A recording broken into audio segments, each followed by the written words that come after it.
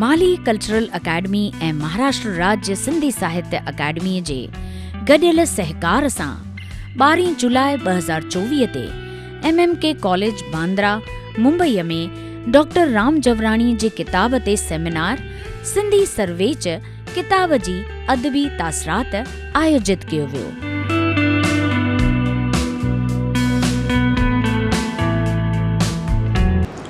सभिनी जो दिल जे गहराइनि सां स्वागत थी कयां।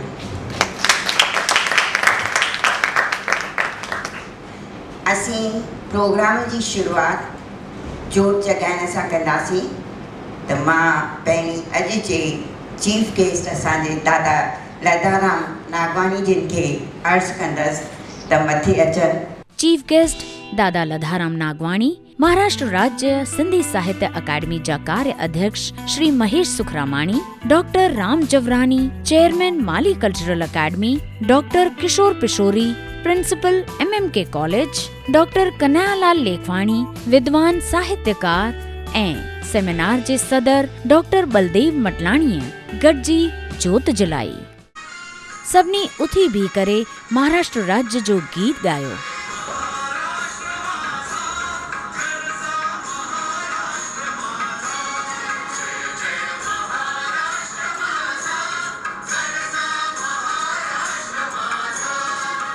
शोभा माली चंदनाणीअ माली कल्चरल अकेडमी बाबति ॼाण ॾिनी।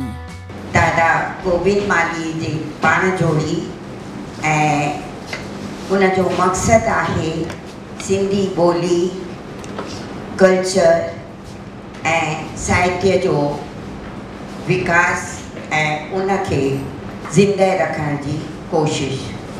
दादा न सिर्फ़ु साहित्य में पंहिंजो योगदान ॾिनो पर कल्चरल में संगीत जे फैलाव बि दादा जो बेमिसाल आहे ऐं नाटक हुजनि या ॿिया जेके बि कल्चरल प्रोग्राम्स हुजनि उन्हनि ज़रिए बि दादा सिंधी ॿोलीअ खे ज़िंदह रखण ऐं उनखे जे फैलाव लाइ सॼी ॼमार ॾिनी, सॼी उमिरि ॾिनी ऐं उन में दादा खे संगीत खे फैलाइण लाइ साथ मिलियो भगवंती नावानी जो ऐं ॿियनि प्रोग्रामनि में पुष्पा मालीअ जो। त असां इन्हनि ॿिन्ही खे बि अॼु यादि करणु ज़रूरु चाहींदासीं दादा सां गॾु गॾु। असांजो अक़ीदो आहे त कंहिं बि ॿोलीअ खे ज़िंदह रखण लाइ साहित्य ऐं कल्चर इहे ॿ मुख्य ज़रिया आहिनि जंहिं रस्ते ॿोलीअ खे ज़िंदा रखी सघिजे थो। माली कल्चर अकेडमी कल्चरल प्रोग्राम्स बि कंदी रहंदी आहे त अदबी कार्यक्रम, सेमिनार्स, कवि सम्मेलन वग़ैरह बि कंदी रहंदी आहे ऐं अॼु जो सेमिनार इन ॾस में हिकु अॻिते क़दम आहे ऐं असीं उमेद था कयूं त अॻिते पिणु इन नमूने कार्य कंदा रहंदासीं। अॼु असांखे महाराष्ट्र राज्य सिंधी साहित्य अकेडमी जी मदद मिली आहे, सहकार मिलियो आहे ऐं महाराष्ट्र राज्य सिंधी साहित्य अकेडमी काफ़ी सुठो कमु करे रही आहे जंहिंजे लाइ हिननि खीरूं लहियूं। माली कल्चरल अकेडमी जे चेयरमैन डॉक्टर राम जवरानीअ स्वागती तकरीर कई। जय झूलेलाल मुंहिंजा दोस्तों, अॼु 12 जुलाई असांखां काफ़ी सिंधियत जा शेदाई हिन महीने में विछड़िया आहिनि। अॼु जे ॾींहं ते कुझु साल अॻु दादा जशन वासवाणी बि असांखे छॾे वियो पर रिसेंटली असांखे भेण शोभालाल चंदानी जेका यूनिवर्सिटी में संभालित आई ऐं हींअर वेठो हिकिड़ो सिंधियुनि जो शेदाई राम बख्शानी साहब ॻाल्हाए विया, उनखे श्रद्धांजलि कंदासीं। हिकु मिंट लाइ सभु हुनजी आत्मा जे लाइ।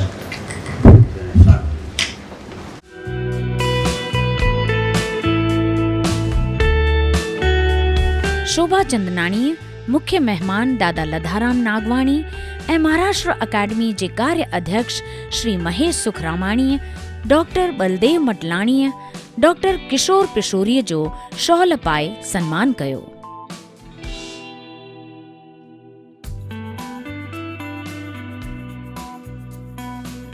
महाराष्ट्र अकाडमी जे कार्य अध्यक्ष अकाडमी जे कार्यनि खां वाक़िफ़ करायो। सभी खे जय झूलेलाल। महाराष्ट्र सिंधी साहित्य अकादमी ऐं माली कल्चर जे गॾियल प्रोग्राम ते अॼु असां डॉक्टर राम जवराणीअ जे किताब ते पेपर पढ़ण लाइ हिते जेके बि हिकिड़ी कहाणी विद्वान अहिड़ी तव्हांजी वखान ॿुधी आहे ऐं सचमुच मां तव्हांजे साम्हूं नंढो आहियां, कुझु बि न आहियां। चीफ गेस्ट दादा लधाराम नागवाणीअ पंहिंजी तकरीर में सभिनी सिंधियुनि खे सिंधीअ में ॻाल्हाइण जी दरख़्वास्त कई। शोभा चंदनाणीअ सभिनी पेपर पढ़ंदड़नि जे योगदान ऐं हासिलातुनि ते रोशनी विधी। डॉक्टर राम जवराणीअ पेपर पेश कंदड़नि डॉक्टर कन्हैयालाल लेखवाणी, डॉक्टर हासो दादलाणी, श्री अशोक मुक्ता, श्रीमती प्रिया वछाणीअ जो शॉल पाए सन्मान कयो। महाराष्ट्र राज्य सिंधी साहित्य अकादमी जे मेंबरनि काजल रामचंदाणी, शोभा भंभाणी ऐं हीना शहदादपुरीअ जो पिणु शॉल पाए सन्मान कयो वियो। सेमिनार जी सिदारत डॉक्टर बलदेव मटलाणीअ कई।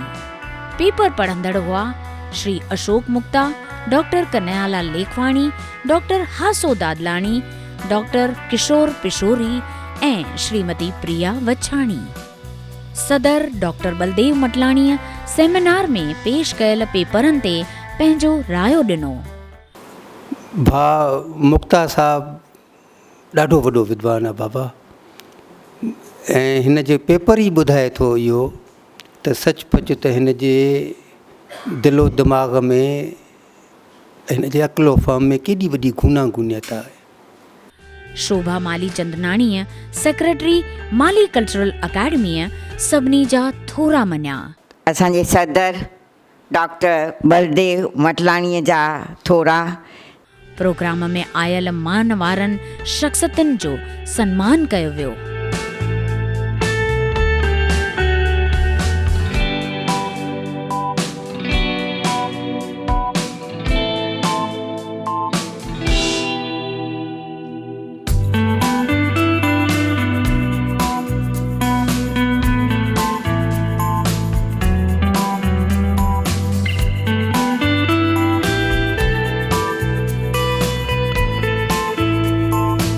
सिंधियत जी रिवायत मूजिब रागिनी टेकवानीअ पलो पातो। बाबा पलव जे पाए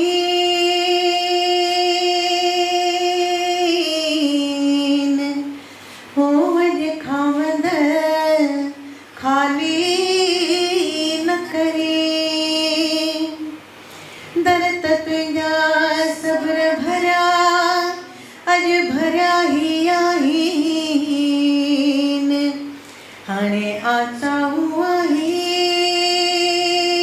आहिनि वापारी हर नाम जा अचन जे बिलियास करे लाल साईं तो वटि घोट घणा ॿिया बि ॾातर देह में पर तो में मर्द मणिया हाणे जोशी जुग घणा काई माही कल जुग में काई माही कल जुग में दाता दाइम तुंहिंजा कम उतारी अरवाह खां अॼु गाम लाही गम हाणे रख जैल शर्म ओ बाबा ढकिया साण गुज़ार तूं जो बारोबार पलो पे राजा जो राज रहे कैं प्रजा जो थे कल्याण अन्न पानी जा भंडार भरपूर थे जणे तिलक जी जय जयकार थे औखी आसान करी अण मंगिया मंगाई मंगन के मोर वधाई न्याणी जा कारज सिद्ध करी परंडलन खे पुट ॾी जंहिंजी जहिड़ी शामंशा तंहिंजी झूलेलाल साईं तूं पूरी करी बेड़ा इहो सेमिनार काफ़ी कामयाब वियो।